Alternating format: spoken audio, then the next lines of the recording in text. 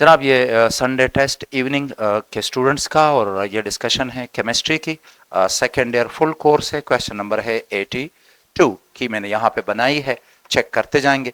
कहते हैं halogen molecule with the highest bond energy is. कहते हैं ये F2Cl2 Br2 वगैरह है, तो किसकी बॉन्ड एनर्जी सबसे ज्यादा है। तो याद रखें कि बॉन्ड एनर्जी का खुलिया ये है, जो लॉजिकल पॉइंट है वो ये है कि बॉन्ड एनर्जी इनवर्सली प्रोपोर्शनल है बॉन्ड लेंथ के। तो जो लॉन्गर बॉन्ड होगा उसकी एनर्जी कम होगी, वो टूटेगा आसानी से, यानी कम अमाउंट लॉन्गर बॉन्ड और वीकर बॉन्ड। शॉर्टर बॉन्ड जो है वो स्ट्रॉन्गर है। लेकिन यहां पे मसला ये है कि ये है गो के बॉन्ड एनर्जी इस डायरेक्शन में डिक्रीज होगी, लेकिन ये ख्याल रखिएगा कि फ्लोरीन की बॉन्ड एनर्जी बहुत कम है। और इसकी रीजन ये है कि इस फ्लोरीन पे लॉन पेयर्स हैं, इधर भी लॉन पेयर्स हैं, और ये बॉन्ड इतना छोटा है कि इनकी एक दूसरे के साथ रिपल्शन शुरू हो जाती है, लिहाजा ये बॉन्ड टूट जाता है, आसानी से टूटता है। और क्लोरीन में भी लॉन पेयर हैं, लेकिन ये बॉन्ड बड़ा है, तो इन लॉन पेयर की यानी उन लॉन पेयर की इन लॉन पेयर के साथ रिपल्शन नहीं है। फ्लोरीन में यानी बॉन्ड तो बड़ा शॉर्ट है, बहुत स्ट्रांग होना चाहिए, लेकिन फ्लोरीन एटमों में जो लॉन पेयर्स हैं बॉन्ड इतना शॉर्ट है कि लॉन पेयर रिपल्शन स्टार्ट हो जाती है। लिहाजा क्लोरीन यहां पे सही है, सेकंड ऑप्शन करेक्ट है, क्लोरीन। फिर है element of which block include metals, non metals and मेटलाइट। तो जनाब ये पी ब्लॉक है। अगर हम पीरियोडिक टेबल को देखेंगे तो ये एस ब्लॉक जो है तो इसमें सारे मेटल्स हैं। इसके बाद फिर ये डी ब्लॉक है और डी ब्लॉक में भी सारे मेटल्स हैं। और अगर हम पी ब्लॉक को देखेंगे तो पी ब्लॉक बिल्कुल वाज़ेह तौर पे डायगोनली आप कह सकते हैं यहां पे नॉन मेटल्स हैं, यहां पर मेटल्स हैं और यहां पर मेटलाइड्स हैं। मेटलाइड्स यानी जो सिलिकॉन और इस तरह जर्मेनियम और पोर जो लोग हैं वो सारे मौजूद हैं। तो पी ब्लॉक में ये बड़ी वैरायटी है और ये है सेकंड ऑप्शन 83 में बी ऑप्शन करेक्ट है। 84 कहते हैं कि if first ionization energy of magnesium is 737 यानी 700 याद रखें, तो कहता है कि then it's second ionization energy must be. यार देखें कि फर्स्ट आयोनाइजेशन एनर्जी कम होती है, सेकंड ज्यादा होगी, थर्ड उससे भी ज्यादा होगी, और जब शेल चेंज होगा तो वो फिर कम से कम 6000 किलो जूल का इजाफा हो जाता है, जंप कर जाएगा। जैसे कि मैग्नीशियम है तो फर्स्ट आयोनाइजेशन हो गई, ये मैग्नीशियम +1, और ये एनर्जी जो है ये जो दरकार होती है 1 इलेक्ट्रॉन आपने रिमूव किया, और ये जो एंथैल्पी है तो ये बराबर है 737 किलो जूल पर मोल। लेकिन अगर इसी जो मोनोवैलेंट है मैग्नीशियम दूसरा इलेक्ट्रॉन रिमूव करेंगे तो ज़ाहिर है इस पे पॉजिटिव चार्ज है, तो अब वो दूसरे इलेक्ट्रॉन पे ज्यादा उसकी अट्रैक्शन होगी, मतलब इलेक्ट्रॉन कम हो गए हैं तो न्यूक्लियस की अट्रैक्शन ज्यादा हो गई है। तो सेकंड आयोनाइजेशन एनर्जी जो है वो इसके मुकाबले में ऑलमोस्ट डबल हो जाती है। ये जनरल प्रिंसिपल याद रखें कि ऑलमोस्ट डबल होती है। तो अगर ये 700 है तो वो तकरीबन 1400 के करीब आती है। यहां पे है सी ऑप्शन जो कि 1400 लिखा गया है, 1400। और ये ए गलत इसलिए है कि 0 किलो जूल, बी गलत इसलिए है कि 500 है, 700 से वो कम है, सेकंड आयोनाइजेशन एनर्जी जो है वो ज्यादा होती है। और फिर डी जो है वो 7000 है। ये तब होगा जब नेक्स्ट आयोनाइजेशन इनर शेल से हो। जैसे मिसाल के तौर पे अगर आप सोडियम ले तो पहली आयोनाइजेशन कम है, सेकंड जो है वो डबल नहीं है बल्कि वो हजारों में बढ़ गई है। वो इसलिए कि आखिरी शेल में 1 इलेक्ट्रॉन था, जब 1 इलेक्ट्रॉन आपने हटा दिया तो वो शेल ही खत्म हो गया है। तो जनाब आगे है 85। सो 84 में सी ऑप्शन करेक्ट है। 85 में ये कहता है कि which of the following alkali metal forms normal oxide upon reaction with excess of oxygen. तो कहते हैं कि नॉर्मल ऑक्साइड बनाएगा। याद रखें कि जब डाउन द ग्रुप आते हैं तो टॉप के एलिमेंट्स जो होते हैं मेटल आयन की डेंसिटी ज्यादा है, तो ऑक्साइड के साथ ये ज्यादा स्टेबल है, ऑक्साइड इसके साथ ज्यादा स्टेबल होगा। लेकिन जब डाउन आते हैं तो मेटल आयन की चार्ज डेंसिटी कम हो जाती है, मतलब charge divided by size, this is called charge density, ये कम हो जाती है। तो अब ऑक्साइड स्टेबल नहीं होगा बल्कि पर ऑक्साइड स्टेबल होगा, और फिर जब उससे भी नीचे जाएंगे तो चार्ज डेंसिटी और भी कम हो जाती है, फिर पर ऑक्साइड नहीं फिर सुपर ऑक्साइड स्टेबल होगा। सो ये जो है ये बना लेगा नॉर्मल ऑक्साइड, सोडियम बना लेता है पर ऑक्साइड, और पोटाशियम एंड ऑनवर्ड बनाते हैं सुपर ऑक्साइड। इसमें ऑक्सीजन की क्वांटिटी सबसे ज्यादा आती है। तो ए ऑप्शन करेक्ट है। फिर 86 है कि potassium super oxide react with water to produce, potassium super oxide है, याद रखें पोटाशियम सुपर ऑक्साइड जो सॉलिड है ये पानी के साथ रिएक्शन करेगा और पानी के साथ रिएक्शन करके ये बना लेता है पोटाशियम हाइड्रोक्साइड, वाटर सॉल्युबल है और ऑक्सीजन चूंकि ज्यादा है तो वो इसी वाटर के साथ रिएक्शन करके हाइड्रोजन परऑक्साइड बना लेती है और ऑक्सीजन बहुत ज्यादा, याद रखें, तो मजीद कुछ एक्स्ट्रा ऑक्सीजन रिलीज होती है। ठीक है जी, तो ये जो होते हैं ये रिएक्शन करते हैं तो दे जस्ट प्रोड्यूस हाइड्रोक्साइड। जब ये रिएक्शन करता है परऑक्साइड तो ये न सिर्फ हाइड्रोक्साइड प्रोड्यूस करेगा बल्कि हाइड्रोजन परऑक्साइड भी प्रोड्यूस करेगा। लेकिन जब सुपर ऑक्साइड रिएक्शन करता है तो ऑक्सीजन गैस रिलीज होती है। तो मेंटली तैयार रहें कि वो ऐसे क्वेश्चन पूछ सकता है कि which one of the following will release colourless odourless gas upon reaction with water, so that will be super oxide. तो 86 में डी ऑप्शन करेक्ट है। 87 कहते हैं कि general electronic configuration of D block element is, अच्छा तो यहां तक ये क्वेश्चन एस और पी ब्लॉक के चैप्टर से थे। अब जो है डी ब्लॉक एलिमेंट के जहां पे दो टॉपिक शामिल हैं, electronic configuration of the elements और electronic configuration of the ions. तो जनाब ये कहते हैं कि डी ब्लॉक एलिमेंट की इलेक्ट्रॉनिक कॉन्फ़िगरेशन क्या है, और ये याद रखें कि डी ब्लॉक एलिमेंट यहां पर मौजूद हैं, ये हैं, और इधर मौजूद हैं नोबल गैसेस। तो जरा इसका ख्याल रखें कि अगर इस पीरियड की कॉन्फ़िगरेशन लिखनी है तो फिर इस नोबल गैस का जिक्र करना है, यानी यह है जिंक यहां पर मौजूद है, तो आखिरी जो है यहां पे स्कैंडियम है, फिर बाकी। तो अगर चौथा पीरियड है तो ये होगा 4s2, 4s1 से लेके 2 तक, और फिर 3d है। तो अगर ये 4 है तो फिर आप लिखते 3d 1 to 10। तो अगर इसको लिखेंगे ns तो 1 to 2 है, और फिर ये होगा n-1, यानी 3 है तो n-1 मैंने लिखा, और d जो होगा 1 to 10। और इधर नोबल गैस होगा, जो भी गैस आप ले रहे हैं वही नोबल गैस आप, मतलब डिपेंड करता है कि किस पीरियड की बात हो रही है, इनकी या इनकी बात हो रही है। तो जैसे अगर इनको लिखेंगे तो इधर आपने लिखना है आर्गान, और अगर इनकी बात करेंगे तो फिर आपने लिख देना है क्रिप्टॉन, और फिर ये आता है। अच्छा जी, तो ये है ऑप्शन बी। 87 में सेकंड ऑप्शन करेक्ट है, और 88 में कि the electronic configuration of zinc, zinc का 30 है। तो एक तो जनरल कॉन्फ़िगरेशन जरा याद रखें कि अगर आप इस तरह कर लेंगे तो ज्यादा बेहतर होगा कि अगर आप इस तरह की कॉन्फ़िगरेशन याद कर लेते हैं, लाइक ये वाली 1s2, 2s2, 2p6, 3s2, 3p6 और 4s2 और 3d10, ये 30 इलेक्ट्रॉन है।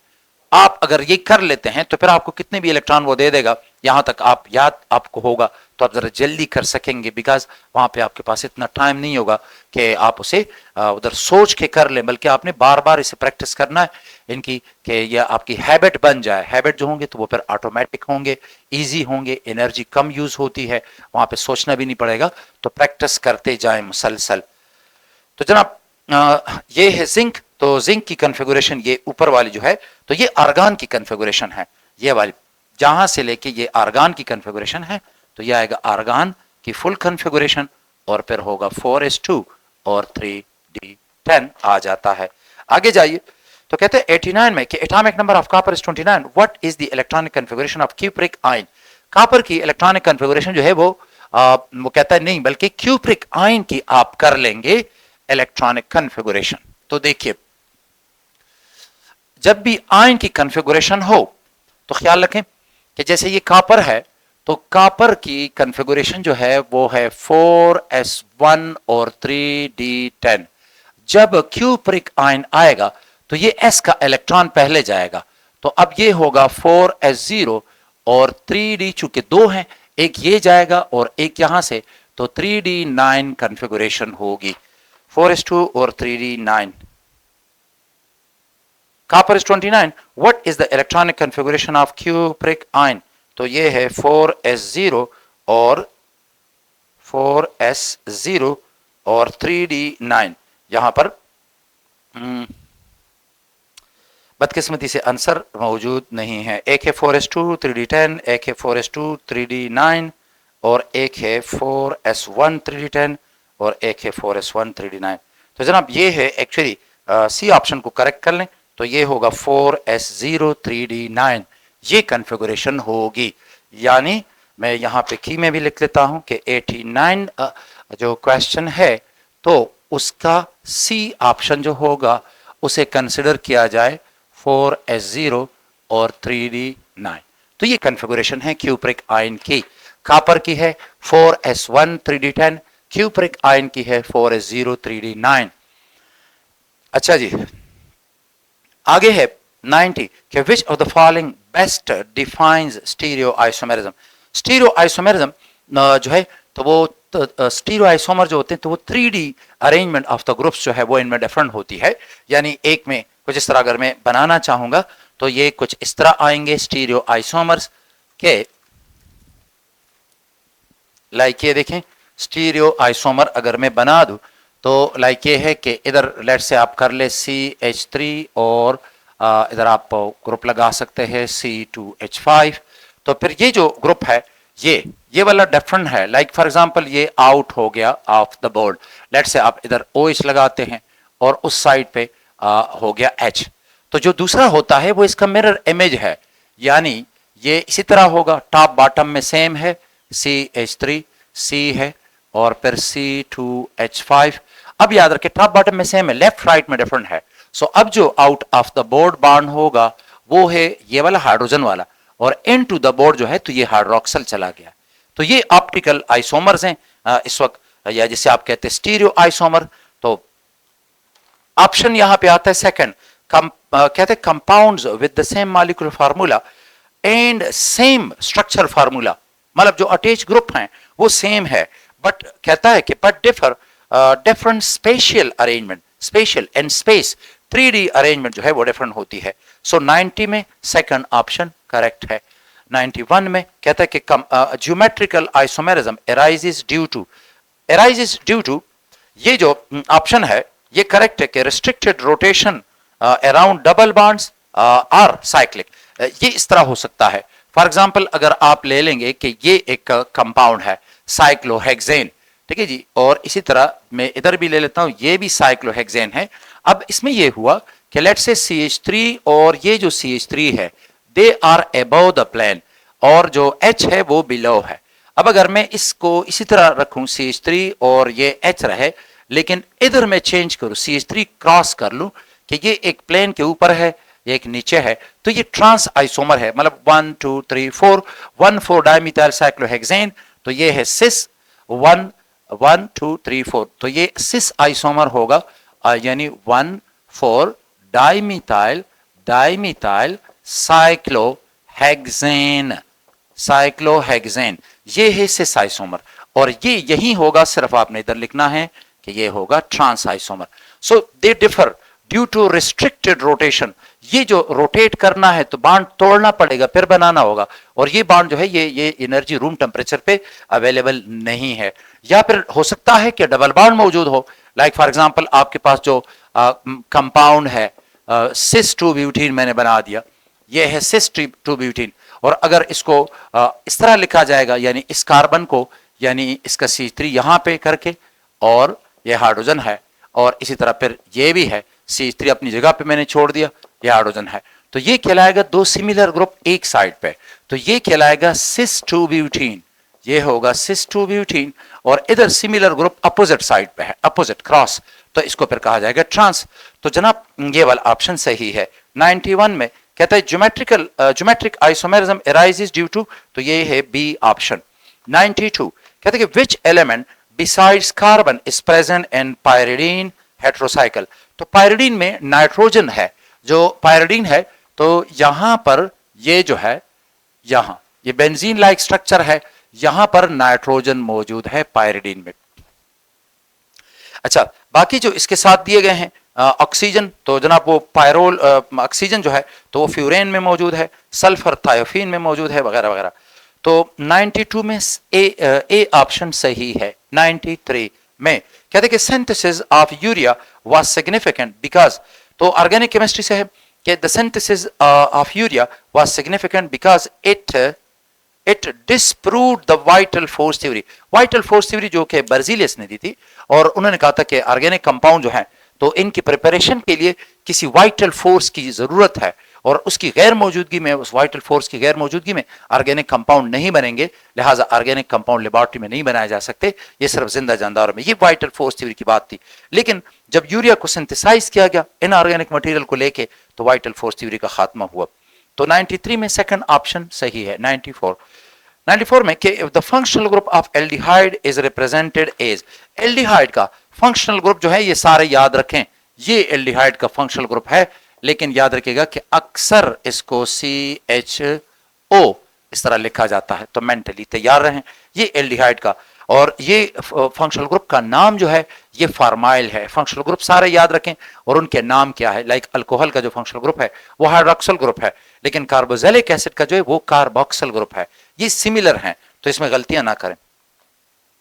अल्काइल हैलाइड का हेलोजन है, लेकिन एसिड हैलाइड का ये कार्बोनाइल और हैलोजन ये दोनों मौजूद हैं इसमें, ये एसिड हैलाइड है, हेलो कार्बोनाइल जिसे कहा जाता है। तो जनाब यहां पे है सी ऑप्शन, 94 में सी सही है। 95 में कहते हैं कि which of the following have similar molecular formula, तो कहते हैं सिमिलर मॉलिक्यूलर फार्मूला। तो यहां पर एक तो यह है कि जनरल फार्मूले याद रखेंगे तो इस तरह के क्वेश्चन बहुत ज्यादा इजी हो जाएंगे। अगर आप जनरल फार्मूले में यहां पे 2-3 लिख लेता हूं, लाइक ये देखिएगा कि अगर अल्केन है, अल्केन टाइप है, तो ये फार्मूले होंगे। अब ये अल्केन टाइप क्या है, CnH2n+2, ठीक है जी। और ये सिंपल है कि हर कार्बन के साथ 2 हाइड्रोजन है, तो CH2 और चूंकि आखिरी में फिर एक हाइड्रोजन और दूसरे साइड पे भी एक हाइड्रोजन, तो +2 हम इसलिए लिखते हैं। सो ये अल्केन आएगा। और अगर इस तरह कभी अल्काइल हैलाइड होंगे ना, तो सिर्फ इस एक को हटा लेंगे और उधर हैलोजन लगा लेंगे। लेकिन जब डबल बॉन्ड आता है तो आप 2 हाइड्रोजन माइनस करेंगे, CnH2n+2 तो यह आ जाएगा।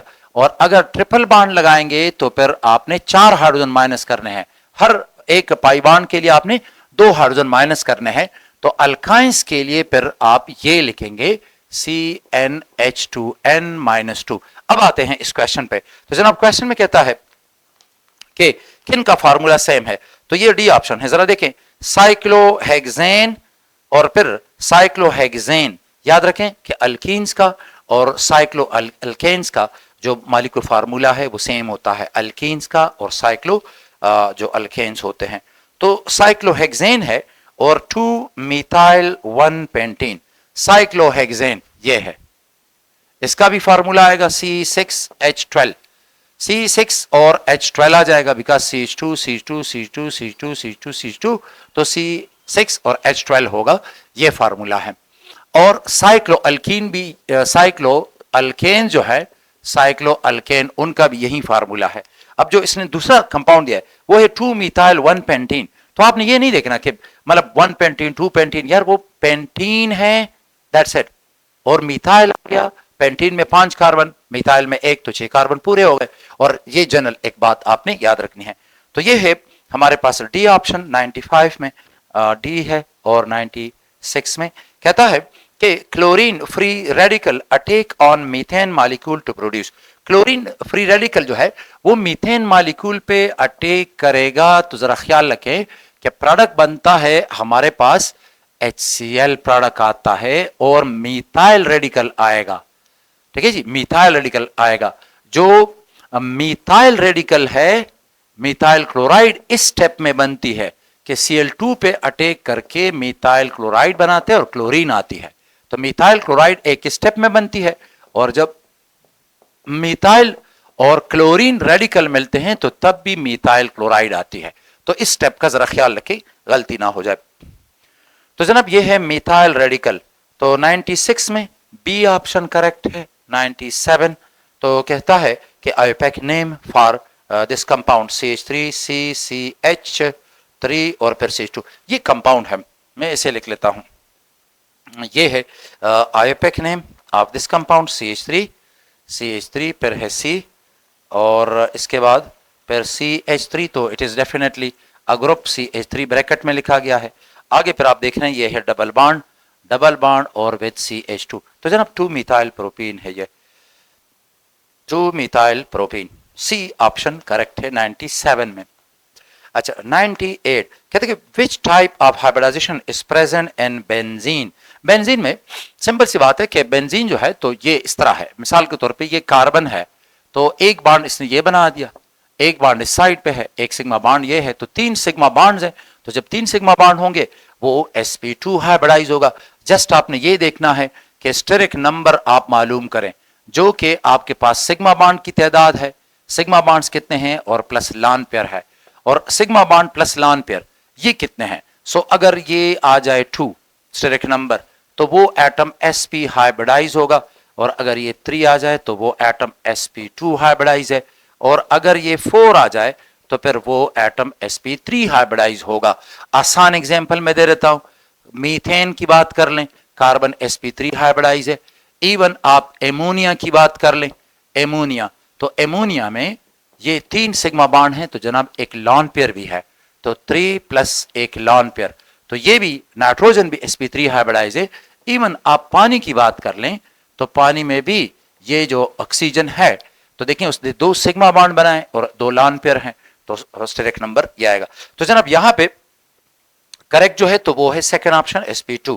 फिर कहते हैं मिथाइल बेंजीन यानी toluene is obtained by the reaction of, इसकी बात हो रही है कि ये कैसे आप बना सकते हैं, ये है टॉल्यूइन यानी मिथाइल बेंजीन। तो मुख्तलिफ तरीके हैं इसके, देख लेते हैं कौन सा सही है। इन्होंने methyl benzene is obtained by the methyl chloride and benzene, बिल्कुल बाय द रिएक्शन ऑफ, ये जो फ्राइडल क्राफ्ट अल्काइलेशन है ये वाले रिएक्शन की बात हो रही है, ये है मिथाइल क्लोराइड और लेविस एसिड होगा इसके साथ, तो ये इलेक्ट्रॉन इधर आते हैं, ये इधर आ जाते हैं और इस तरह टॉल्यूइन जो है ये बन जाती है। डी ऑप्शन करेक्ट है 100। कहते हैं कि in aniline molecule pi electron density is greater 8। ये याद रखें कि ये जो एनिलीन है ये NH2 ग्रुप है एक्चुअली, ये जो NH2 ग्रुप है याद रखें कि ये ऑर्थो पैरा ओरिएंटिंग ग्रुप है, इलेक्ट्रॉन डोनेटिंग है और ऑर्थो पैरा ओरिएंटिंग ग्रुप है। लिहाजा एनिलीन में एनिलीन जो होगा तो उसके एक्चुअल स्ट्रक्चर में यहां पर आर्थो पोजीशन पर और पैरा पोजीशन पे इलेक्ट्रॉन डेंसिटी जरा ज्यादा होती है, दैट्स व्हाई इलेक्ट्रोफाइल जो होगा तो वो उसी जगह पे आ जाएगा, अटैक करेगा। अच्छा नेक्स्ट जो है ये कहता है कि आर्थो पैरा पोजीशन, ये है ortho position, Meta position, para position, ortho and para both, तो डी ऑप्शन करेक्ट है। 100 में डी है, आर्थो एंड पैरा बोथ, यानी ये डी ऑप्शन है। मेटा पे डेंसिटी जो है तो वो कम होती है, ज्यादा नहीं होती। 101 कहते कि which of the following best describes a substitution reaction.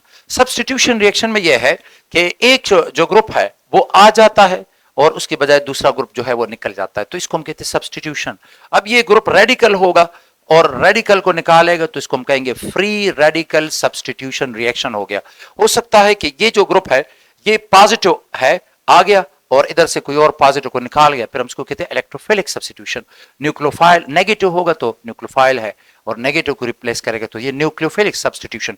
Substitute means replace कर देना, तो जनाब ए ऑप्शन करेक्ट है। रिप्लेसमेंट ऑफ वन एटम और ग्रुप बाय अनदर, 100 में ए, और सॉरी 101 में ये ए आता है, 101 में ए है। 102 तो कहता है कि IUPAC name of tertiary butyl chloride, tertiary butyl chloride. अब टर्शरी ब्यूटाइल क्लोराइड क्या है देखिएगा, जहां पर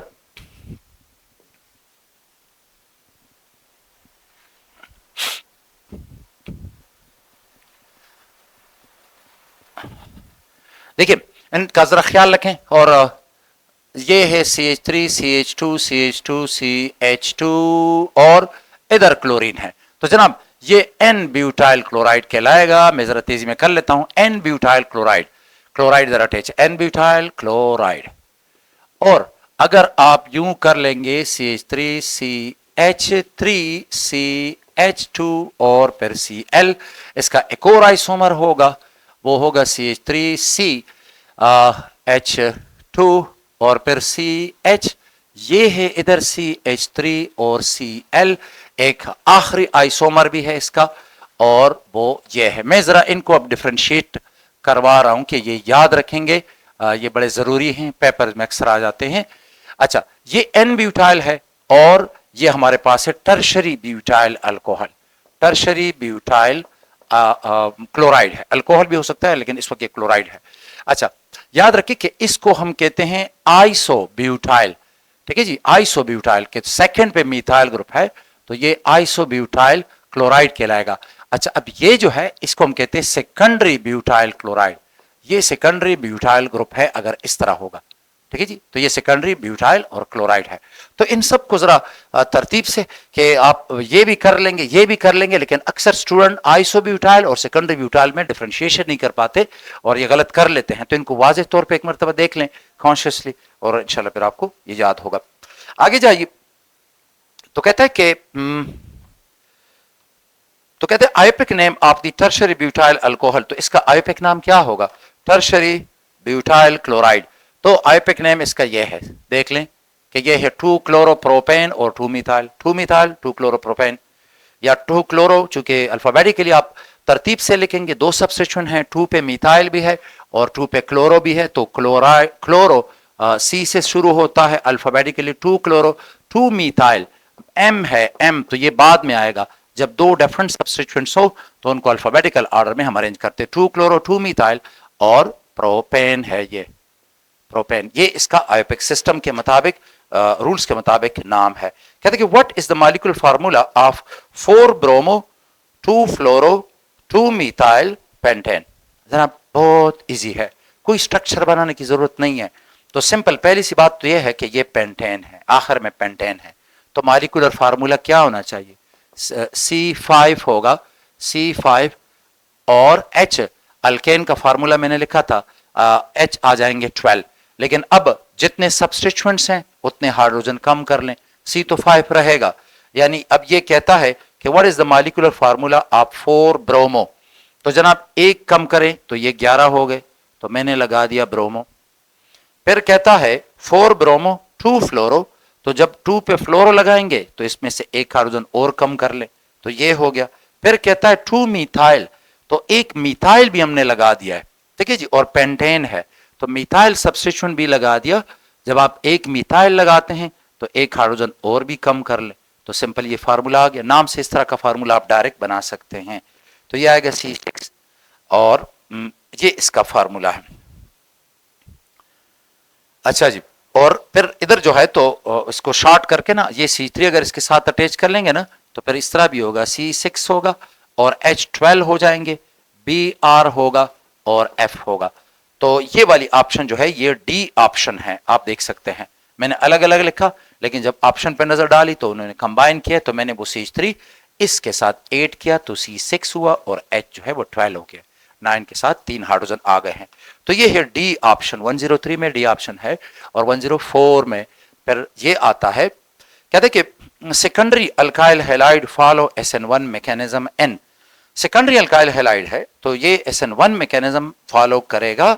सेकेंडरी SN1 का मतलब है कि कैटायन बन गया, कैटायन स्टेबल होता है पोलर और प्रोटिक सॉल्वेंट में, तो यहां पर सेकंड ऑप्शन है पोलर प्रोटिक सॉल्वेंट, यानी इस तरह का सॉल्वेंट है जो कि पोलर भी है और प्रोटिक भी है, यानी जिसमें OH या NH ग्रुप आ जाए तो ये पोलर प्रोटिक सॉल्वेंट्स होते हैं। 105 में कहते हैं कि reaction proceeding through SN1 mechanism they follow. SN1 mechanism जब होगा तो ये फर्स्ट ऑर्डर रिएक्शन होते हैं। SN1 मैकेनिज्म तो फर्स्ट ऑर्डर काइनेटिक्स फॉलो करता है और SN2 मैकेनिज्म जो है तो वो सेकंड ऑर्डर काइनेटिक्स फॉलो करता है। अच्छा, फिर कहते हैं कि basicity of the base in elimination reaction is represented in term of, देखिए बेसिसिटी ऑफ द बेस जो है यानी जो बेस है यानी जो प्रोटॉन को रिमूव करता है, लेट्स से कि ये ग्रुप है आगे जो भी अटैच है और इसके साथ ये हाइड्रोजन है, तो जब बेस होगा बेस तो वो बेस इस हाइड्रोजन को रिमूव करेगा। तो हम ये देखते हैं कि जब बेस जो है वो हाइड्रोजन को रिमूव करता है तो ये बना BH पॉजिटिव और हाइड्रोक्सल।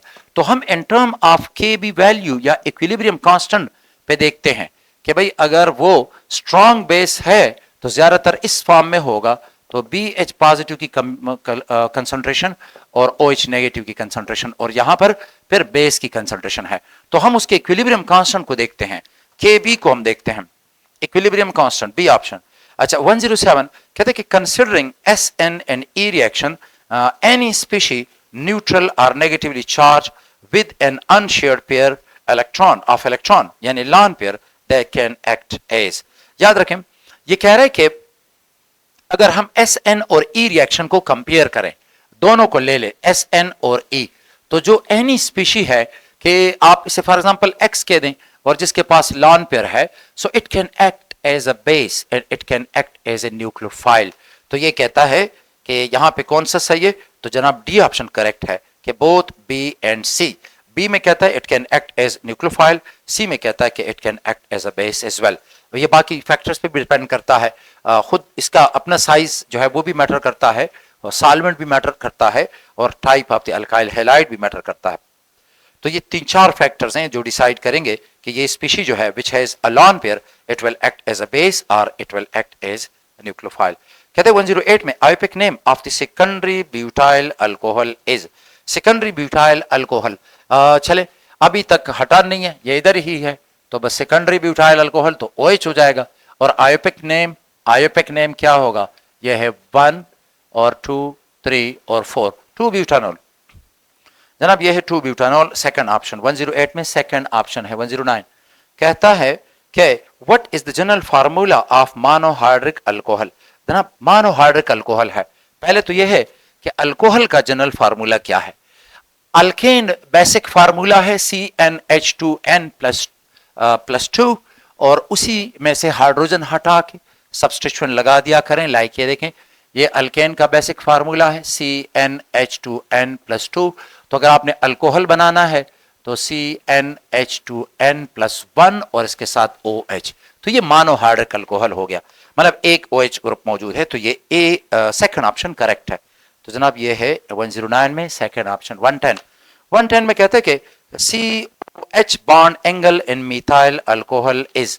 मिथाइल अल्कोहल कहते हैं ये जो बॉन्ड एंगल है, यहां पे C है और अल्कोहल है तो O, और इस तरह ये है H, तो इस एंगल की बात हो रही है कि ये एंगल जो है ये कितना है। सो अगर मैं इसको रिलेट कर दूं मिसाल के तौर पे, तो शायद आपको इजीली याद हो कि ये हमारे पास है मीथेन का स्ट्रक्चर है, और ये आपके पास एंगल बनता है 109.5। अब अगर यहां पर अगर हम मिसाल के तौर पे इस तरह कर ले कि इधर लगा ले ऑक्सीजन, यानी इस तरह कर लें, तो ये वाला एंगल जो होगा CH3OH, इसके अपने लॉन पेयर्स तो हैं, ये एंगल थोड़ा सा बढ़ जाएगा, इससे इसलिए बढ़ेगा कि ये कार्बन के 2 शेल्स हैं, ये हाइड्रोजन से बड़ा है तो ये उसके करीब है, उसको रिपेल कर देगा। So this angle COH will be greater इससे। तो इसी से आप अंदाजा लगाते जाएंगे। तो जनाब ये आता है 104.5। नो, कहते हैं 120। नो, 120 तो तब आएगा जब सिर्फ 3 बॉन्ड पेयर हो, लॉन पेयर कोई ना हो, तो ये 108.9 है। 10 ये मीथेन का था। अच्छा, इसको आप, ये मीथेन का है, अब आप इसको यूं कर लें कि HOH पानी के साथ कंपेयर करें। पानी में ये H है, ठीक है जी, वहां पे तो बॉन्ड पेयर हैं सारे। अब HOH अगर आप देखेंगे तो ये 104.5 है, लेकिन अब अगर इसको CH3 कर लेंगे, ये बड़ा होगा, तो 104 से ये बढ़ेगा, तो आंसर यहां पे 104 से ज्यादा आएगा, और इसने ये आंसर दिया 104.5। सेकंड ऑप्शन है 108.9, 108.9 डिग्री। जब इधर भी 2 बॉन्ड पेयर हैं, इधर भी 2 बॉन्ड पेयर हैं, 2 लॉन पेयर हैं, 2 लॉन पेयर हैं, इधर सारे बॉन्ड पेयर हैं, तो उसकी बात होती है आपने बॉन्ड पेयर लॉन पेयर बराबर रखने हैं, फिर एटॉमिक साइज जो है बढ़ेगा, तो बॉन्ड एंगल उसकी वजह से थोड़ा सा बढ़ जाता है। 111 कहते हैं कि what is the structure of phenol. Phenol ये चीज है कि बेंजीन रिंग है, इस तरह बेंजीन है, और यहां पर ये बॉन्ड ऑक्सीजन और फिर इधर हाइड्रोजन है। नोट रखें कि ये एंगल भी, चूंकि ये कार्बन है, कार्बन बड़ा है, तो ये इसको रिजेंबल करेगा, 108.9 के करीब होगा ये। कहते कि what is the structure of phenol, तो benzene with an OH group attached, A option 111 में ए। और 112 में कहते कि what product is obtained when phenol is treated with bromine water. Phenol is treated with bromine water, तो actually ये जो phenol है, यानी ये OH है और ब्रोमीन वाटर है, तो चूंकि ये आर्थो पैरा ओरिएंटिंग है, तो आपके पास जो प्रोडक्ट आएगा तो वो आर्थो पे और पैरा पे जाएगा। सो ये वाला आंसर आता है, लाइक ये देखें कि अब इस तरह बनेगा कि यूं, ये है OH, यहां पे ब्रोमीन होगा, यहां पे ब्रोमीन है और इधर भी ब्रोमीन है। तो ये फंक्शनल ग्रुप से शुरू करते हैं 1 2 3 4 5 और 6, तो ये आएगा 2 4 6 ट्राई ब्रोमोफिनोल, ये चीज बन जाती है। बी ऑप्शन है 112 में, बी ऑप्शन 2 4 6 ट्राई ब्रोमोफिनोल। 113 में कहते हैं कि which of the following compound forms a silver mirror with Tollens reagent. याद रखें टॉलेंस टेस्ट दो किस्म के कंपाउंड्स का आता है, एल्डिहाइड्स का और टर्मिनल अल्काइंस का। टर्मिनल अल्काइन जो है वो टॉलेंस रिएजेंट के साथ रिएक्शन करते हैं।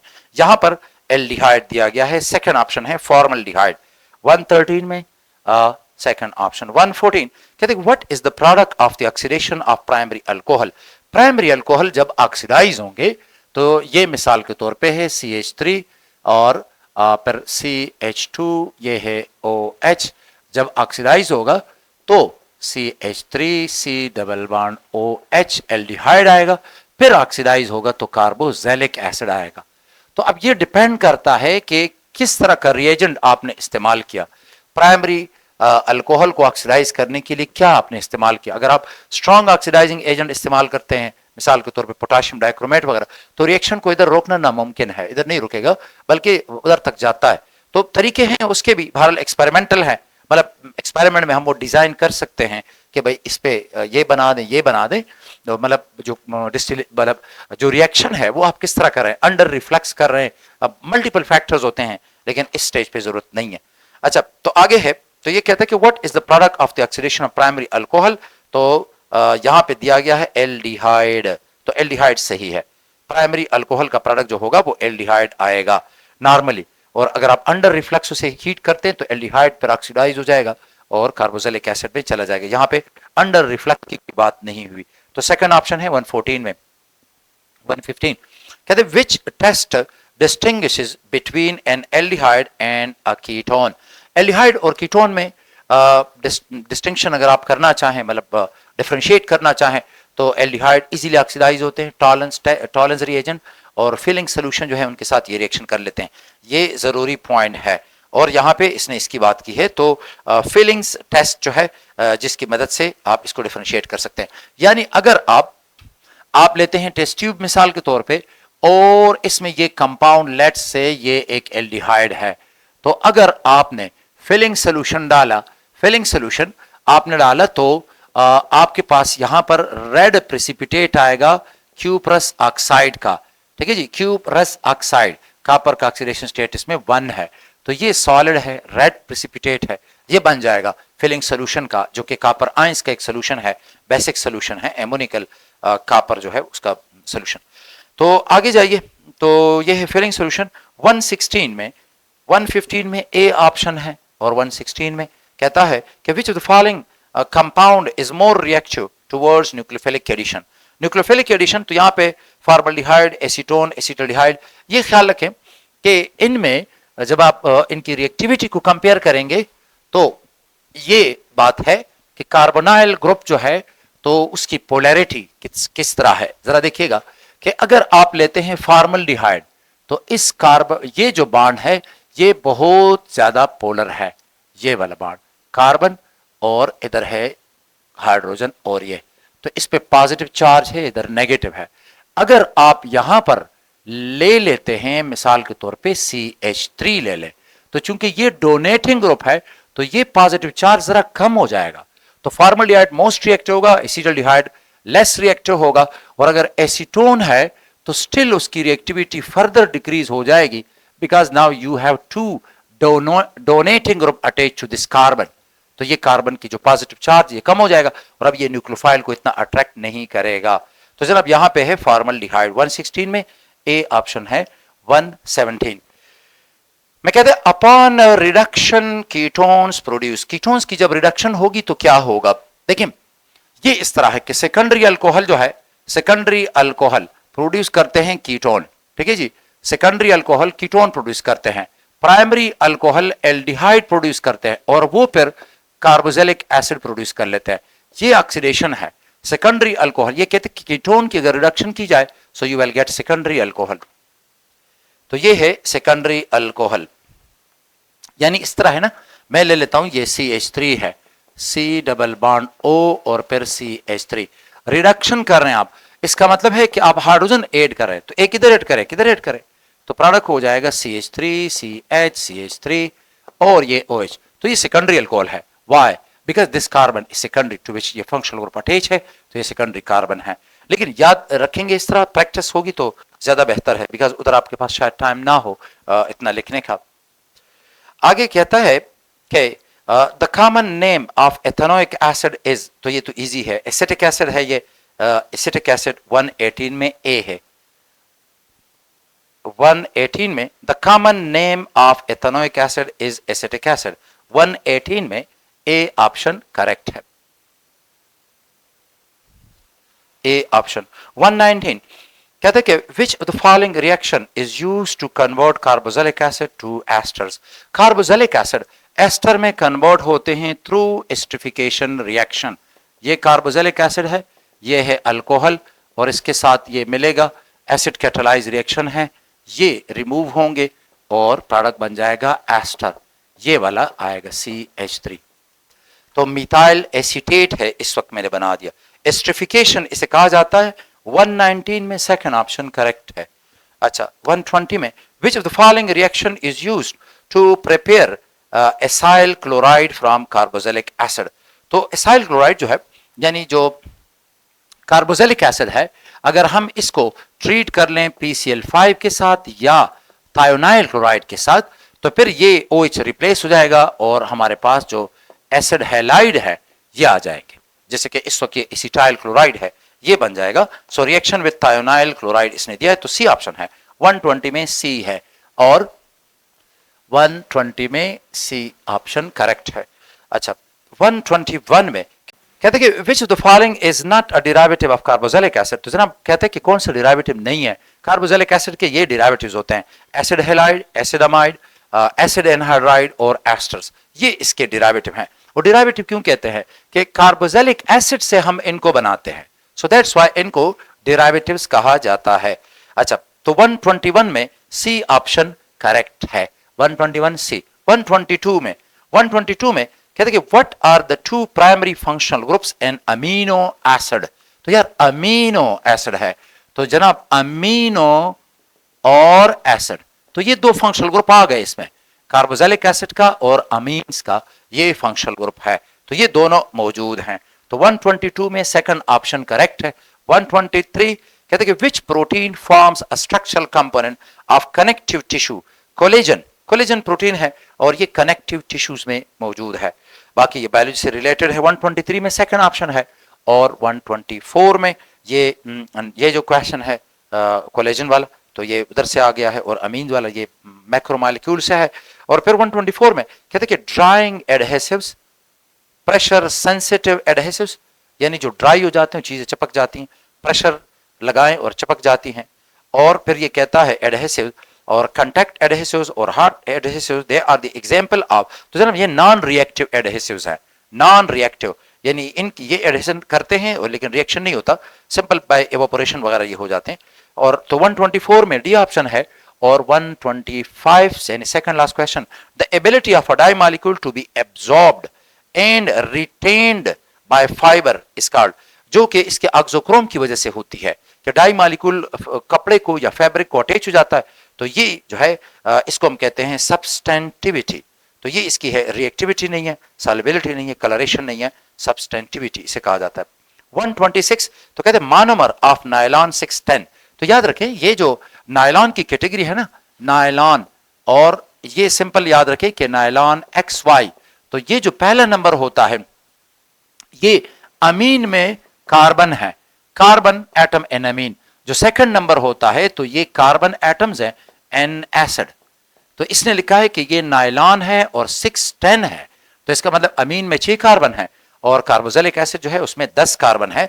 तो ये वाला जो आंसर है तो ये है हेक्सा मिथाइलिन डायमीन, बिल्कुल सही है, 2 अमीन है और हेक्सा 6 कार्बन है। सिबाकोइल क्लोराइड, सिबाकोइल क्लोराइड ये वाला है कि यहां पर यानी इधर ये है CH2 और आगे इसे 8 कर ले बिकॉज ये 8 इधर हैं और फिर इस साइड पे फंक्शनल ग्रुप है, ये वाला होगा, और इधर भी फंक्शनल ग्रुप होगा, यानी एक्चुअली 8 और 2 ये 10, तो ये डिकेन डाइओइक एसिड है। Thank you.